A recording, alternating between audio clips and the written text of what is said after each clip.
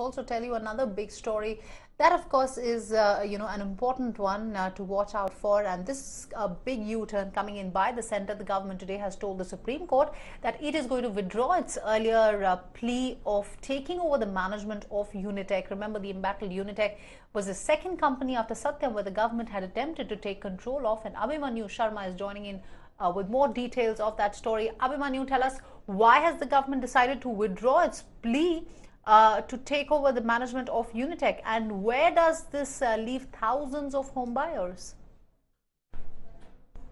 The centre hasn't given any reason so far why the plea has been withdrawn, although earlier the Supreme Court had questioned that why did the centre approach the NCLT when the matter was already pending before the apex court. The Supreme Court had also stayed the proceedings after the centre had approached the NCLT. So primarily it means that, of course, after questions raised by the Supreme Court itself, the centre has probably decided to withdraw this plea, although the centre is free to put forth any fresh plea before the NCLT, provided it gets the consent for the same from the apex court side. As far as the interests of the home buyers are concerned, of course, the Supreme Court has repeatedly indicated that it will not allow any home buyers to suffer, owing to which it has adopted a tough stand vis-a-vis the owners of Unitech and also other top officials of the company, which is currently battling with a crisis of funds. Unitech is trying to raise money to pay home buyers and also to deposit the requisite money as directed by the Supreme Court. Unitech, in the last date of hearing, had submitted before the apex court that they are trying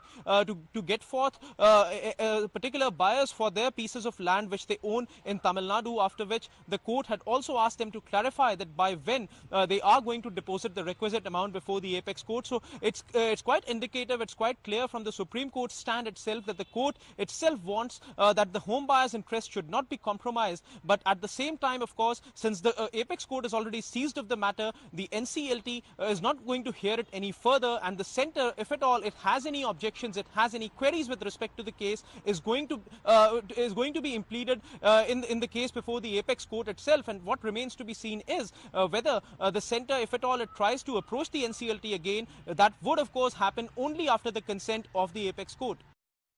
All right, of course, needs to be seen what is going to happen to the fate of so many home buyers in that case.